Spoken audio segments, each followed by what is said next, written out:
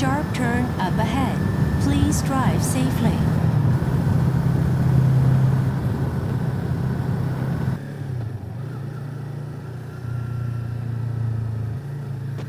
In 300 meters, you are almost at your destination.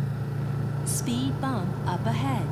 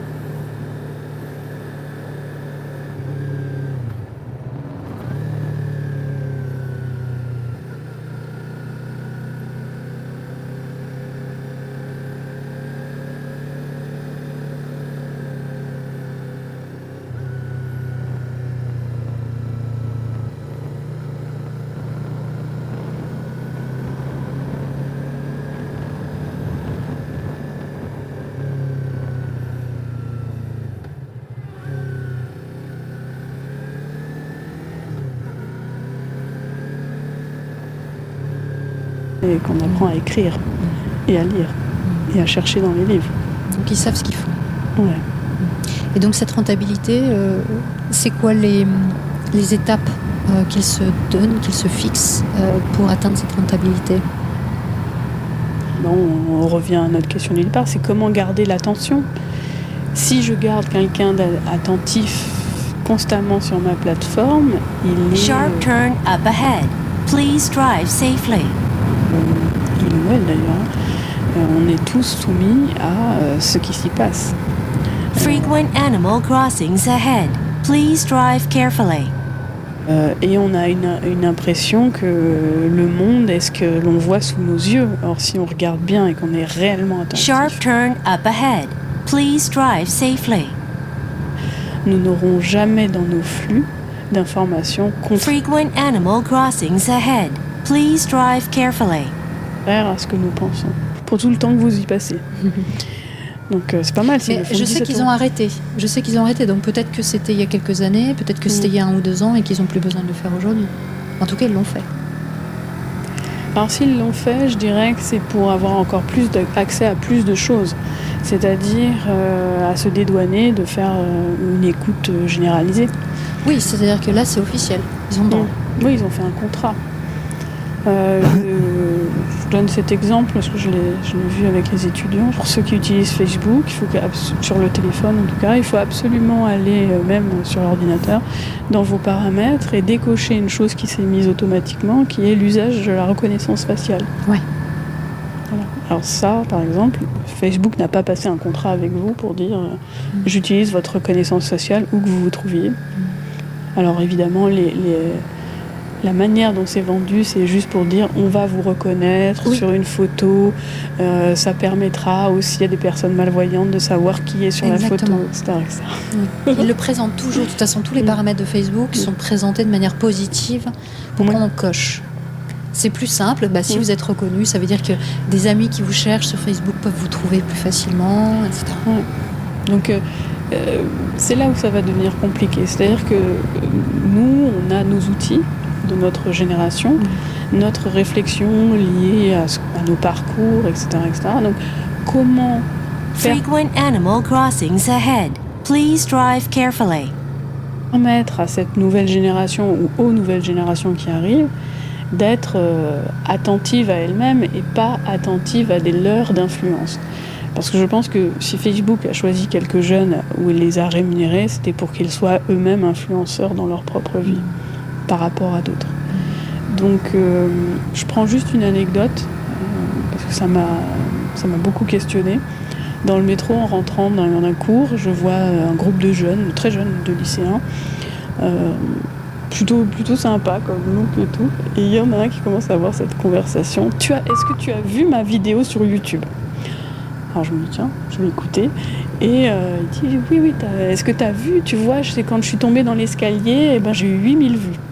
Waouh, 8000 sur smartphone pour avoir cette dopamine. Exactement. Et quelque part, c'est-à-dire que cette société du capitalisme s'est fondée uniquement sur une économie non pas de l'attention mais de la dopamine.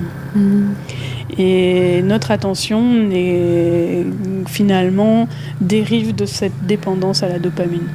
Donc c'est des rythmes bien précis qui ont été calculés de récompense, d'attente, de renforcement. Exactement. Alors je pense toujours à ce jeu Candy Crush, là, les lignes de bonbons. Il y a des étoiles partout, ça scintille. D'un seul coup, il y a des cadeaux qui s'affichent. Il y a le son aussi. Voilà, et donc quand on voit l'addiction, la difficulté qu'ont les gens, alors c'est observable.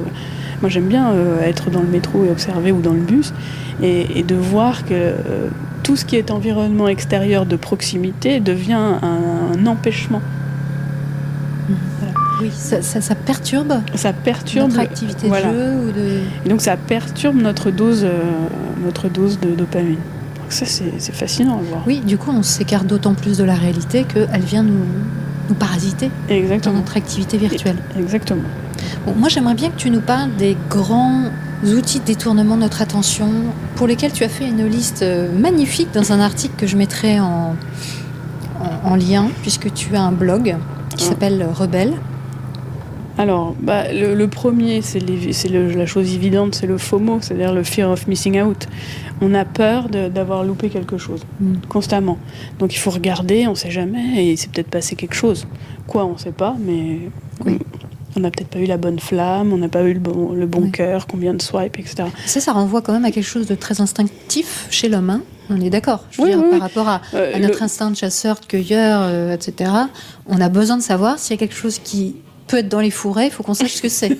Si c'est un prédateur ou pas. Oui, ce que je veux dire, c'est que ça a l'air de répondre à une sorte de réflexe qui est dans notre ADN, quoi. Oui. Ouais. L'autre partie, c'est l'approbation sociale, c'est-à-dire effectivement la reconnaissance. J'ai besoin d'être reconnue par mes pairs.